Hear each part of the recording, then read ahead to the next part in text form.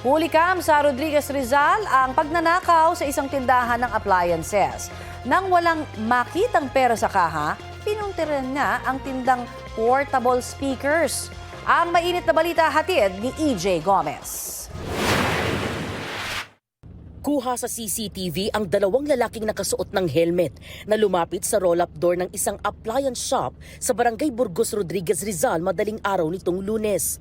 Sumampa ang isa sa balikat ng kanyang kasama para patayin ang ilaw. Dumilim ang sumunod na kuha sa kamera. Sinubukan na raw ng mga salari na buksan ang pinto ayon sa empleyado ng shop. Meron po silang dalang bull cutter para po mabuksan yung roll-up. And then nung after po nung nabuksan po, doon na po sila nag-isip na banggain po yung glass door hanggang sa masira po yung glass door. Sa unang beses na pagbangga ng motorsiklo, hindi nabuksan ang pinto. Sinubukan itong sirain ng isa pang lalaki. Ngayon, may lalaki naka-helmet, naka-motor eh. Binangga ulit. Ayun, binangga ulit oh. Nang makapasok, agad dumiretso ang isang lalaki sa kaha ng shop. Nung paghalongkat po nila, wala po sila nakitang pera.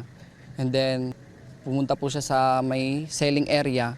And then doon niya na po naisipan na kumuha na lang po ng speaker, portable speaker. Ano, dalawang speaker.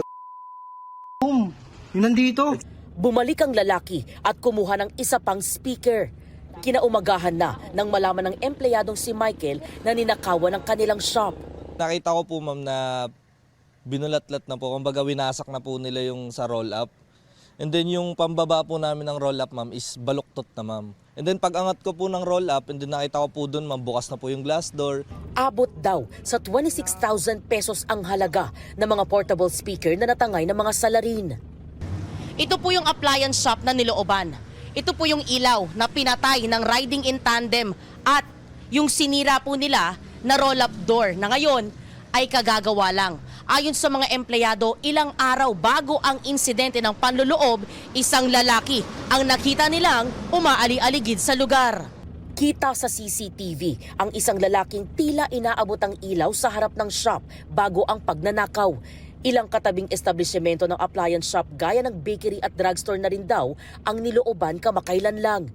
Inaalam pa ng pulisya ang pagkakakilanlan ng mga salarin. Tuloy-tuloy naman po din yung pakikipag-ugnayan namin sa PNP, tsaka dun sa tao na kung ano yung mga pwede pa namin maitulong sa kanila. Binabalaan namin sila. Pag nahuli namin sila dito, pasensya na lang. Talagang pakukulong po namin sila. EJ Gomez, nagbabalita para sa GMA Integrated News.